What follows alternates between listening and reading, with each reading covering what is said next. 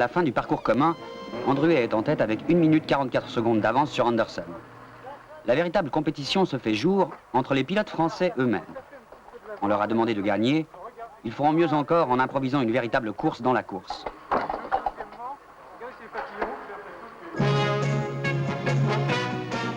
Le rallye de Monte-Carlo s'achève. Premier, Andruet Biche. Deuxième, Anderson Todd. Troisième, Nicolas Vial. 6 Alpine Renault dans les 10 premières places. 20 points au classement. Près de 4000 km de route, de pistes, dont 1200 km d'épreuves spéciales. On considère à juste titre que le vainqueur au Maroc est un champion du monde en puissance. Darniche le sait, et il remporte les 5 premières épreuves spéciales, dont 4 devant Terrier.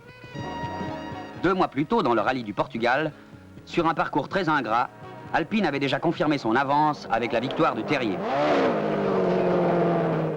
On savait que la berlinette avait du mordant. On allait découvrir ses qualités de résistance et la robustesse d'organes essentiels dont 90% sont dérivés des productions Renault de grande série.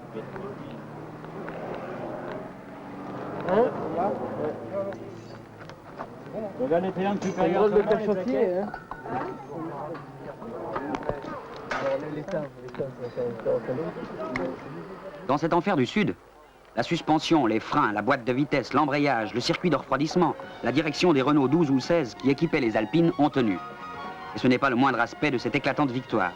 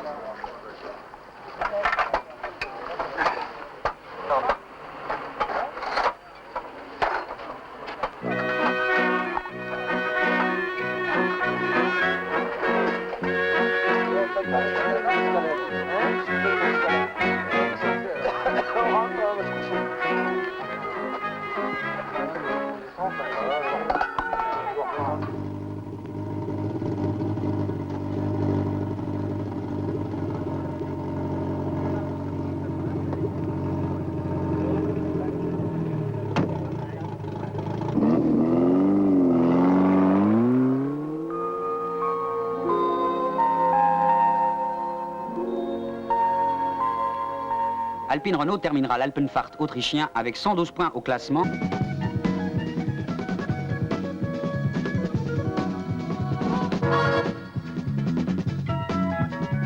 Le Tour de Corse allait prendre fin après 10 rallyes internationaux, 346 épreuves chronométrées et 29 621 km de course sur le triomphe des Alpines Renault.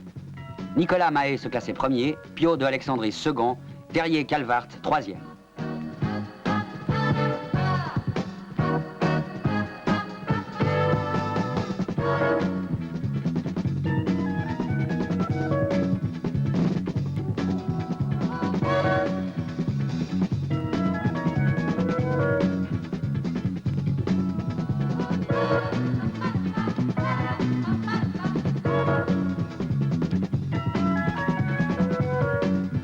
Cinq voitures bleues dans les 6 premières places.